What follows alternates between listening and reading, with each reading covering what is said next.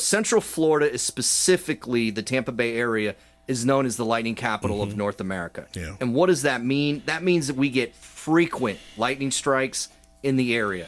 And the National Weather Service says that Florida has its unique location surrounded by warm water, provides everything that thunderstorms need to form.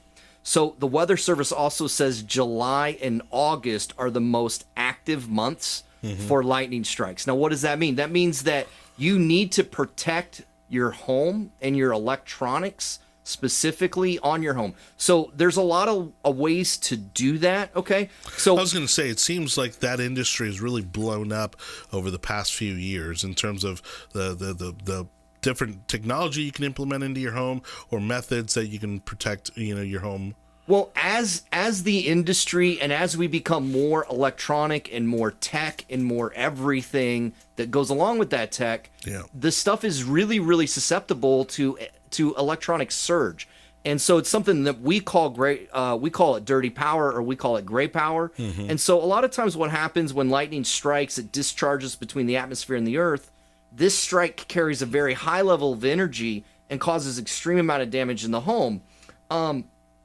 And what that happens a lot of times is that strike actually doesn't have to happen at the house or at the neighbor's house, which we'll talk about that in a little bit. But once it strikes anywhere in the grid, it can carry for up to 2 miles through the grid. Wow. Yeah, absolutely. So if you've got some like really, really susceptible electronics that don't have surge on your house, or an older home, and so with our lighting systems, as our lighting, and obviously we're an outdoor lighting contractor, we're an outdoor lighting design, and we're going to talk about that in a little bit specific in detail.